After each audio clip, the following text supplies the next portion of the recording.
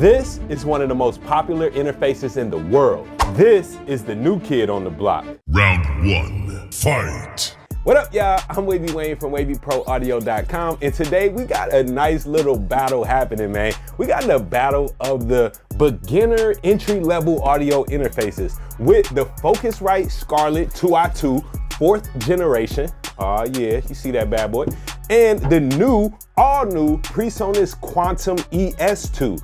Now, both of these audio interfaces are very, very similar on paper. So let's just run down a few of the specs, the details, the similarities and differences, and what we get and what we see on the design. And then we're gonna put them to the ultimate test.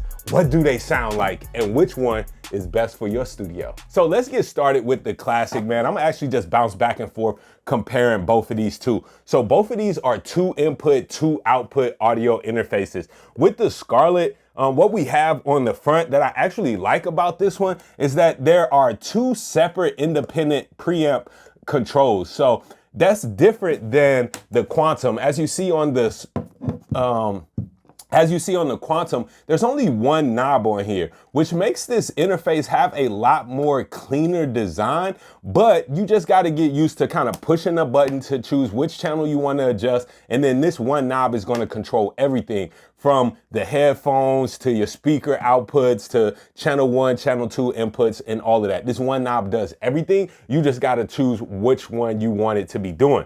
Now, the Focusrite, I like the individual tactile control of every single element being separate, from the headphone output having its own independent knob right there, the speaker output, and then the 2 preamps. That's pretty dope right there. So I really like that, man.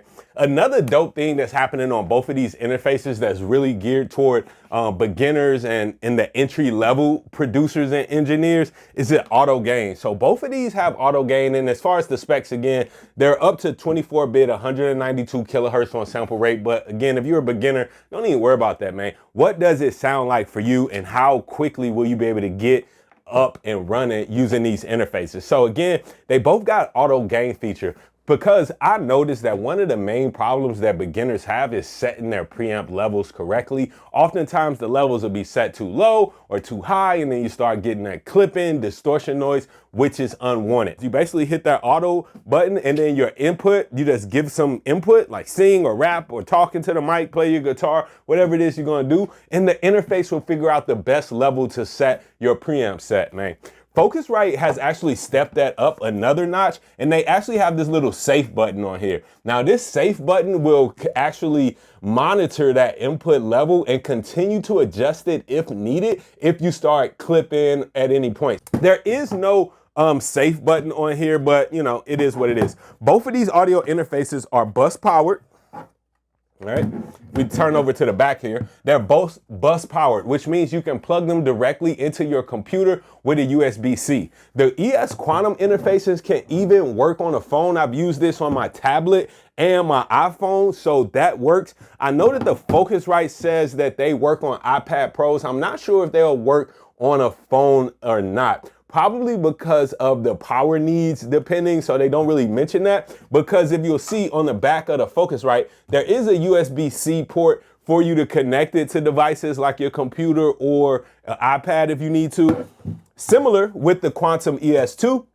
But the difference here is that this one also has another little USB-C port for aux power. Now that aux power will allow you to plug in any USB-C charger and just plug this right in. So like literally your same phone charger, if you wanted to record to your iPhone or your Android or whatever it is that you got, you can literally plug this in. If it's not enough power, then you can just take that aux power and plug it directly into the wall, like using your phone charger, and also power this up. So really dope feature for the Quantum ES. While I'm holding this, I also noticed the build quality.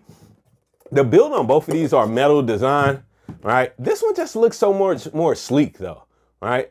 This looks like, watch out, man, you know, just like the Black Air Forces audio interfaces in terms of how it looks. If you know about the Black Air Forces, then you know what I mean. But yeah, man, this one, like, it's a cool little design. One thing that I do prefer though is that on the Quantum is so much easier to see and work with on the desktop. Once this thing is turned on and powered up and lit up, these meters on the front are very easy to see. They got nice LED meters right on the front to show you your input levels as well as your output levels and all that. They got nice colors that light up, and it's just super easy to see here. Now on the Focusrite, they do have these halo rings that go around the input, the output, and all of that stuff. It's just a little bit more cumbersome to see, especially if you're on a desktop, because you can't just glance down. You kind of got to do one of these moves and one of these moves to actually see what's happening on the interface. Another difference between these interfaces that you'll notice is that there is a little air button on the Focusrite Scarlett 4th Gen,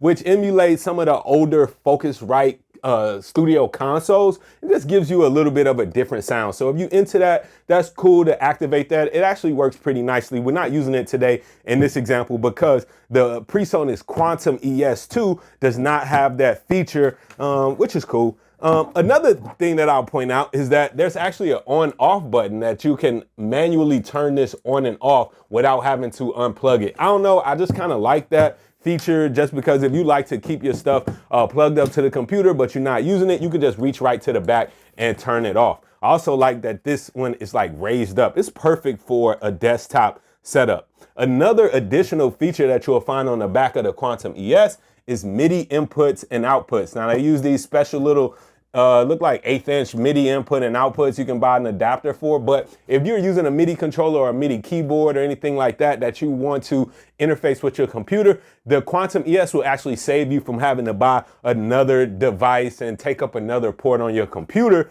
because the MIDI it's already got a MIDI interface built in right here, man. So that's pretty dope.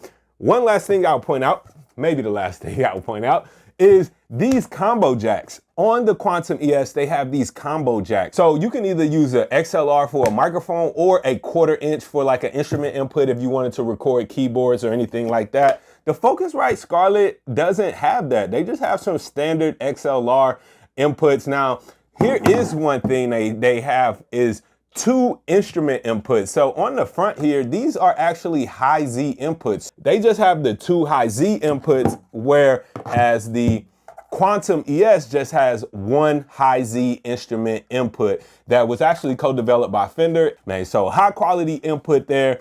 Yeah, this is a solid build. Got your little headphone control there to choose what that knob is gonna work on. Otherwise, these interfaces are pretty much the same. Now, when it comes to pricing, the Focusrite Scarlett is and the 4th Gen is $199, and the Quantum ES2 is $229 on most retailers' website. One thing also to keep in mind though is that when you get the Quantum ES2, you do get a full 6 months of Studio One Plus, which includes the Studio One professional software. So you're getting like a really good DAW to work with this for 6 months completely free and a bunch of other goodies, man. So you decide if that is worth it for you. Now, let's put these bad boys to the ultimate test, the sound test.